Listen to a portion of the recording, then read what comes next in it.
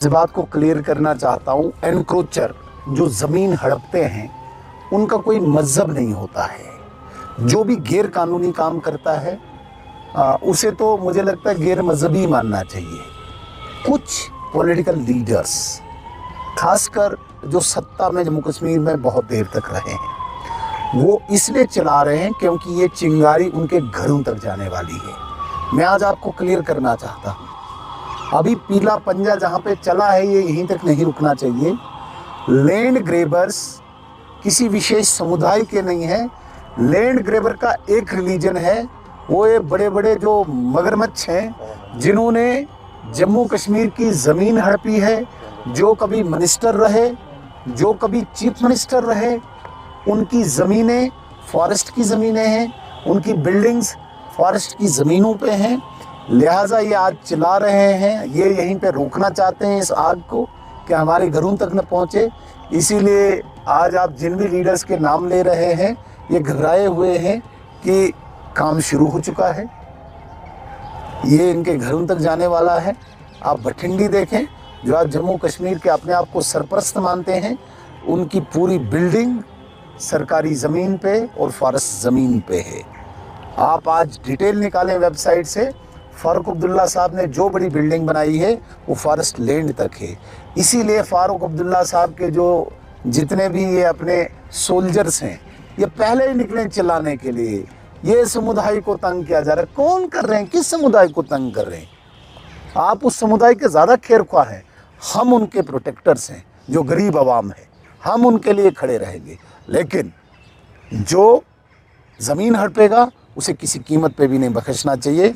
पीला पंजा चलेगा और मैं एडमिनिस्ट्रेशन से गुजारिश करता हूँ ये पीला पंजा उन बड़ी बड़ी बिल्डिंग्स तक पहुँचाना चाहिए। इस नेशनल कॉन्फ्रेंस को मैंने कई बार कहा है कि काजी कुंड से इधर कोई जानता नहीं, ये किसी चिड़िया का नाम है या जानवर का नाम है। वो बीजेपी को बताएगी कि बीजेपी क्या है। गुंडा कहना बीजेपी को, ये तो मतलब मुझे इस पे कोई टिप्पणी नहीं करनी, लेकिन सवाल ये पैदा होता है जो इस मुल्क की नहीं, जो पूरी दुनिया की सबसे बड़ी पार्टी है। आपको पता है इस दुनिया में सबसे बड़ी पार्टी कौन सी है? बीजेपी है। अब ये इल्ज़ाम लगाएंगे, ये हमें सर्टिफिकेट देंगे, ये जो 4 डिस्ट्रिक्टों में पार्टी है, जिस नेशनल कॉन्फ्रेंस को मैंने कई बार कहा है कि काजी कुंड से इधर कोई जानता नहीं, ये किसी चिड़िया का नाम है या जानवर का नाम है, वो बीजेपी को बताएगी कि बीजेपी क्या है। चीफ स्पोक्स पर्सन, अभी उसको अपनी आइडेंटिटी नहीं पता है वो क्या है। कभी वो पीडीपी में होता था, आप बताइए ना ज़रा, उसका पिछला रिकॉर्ड निकालिए चीफ स्पोक्स पर्सन का।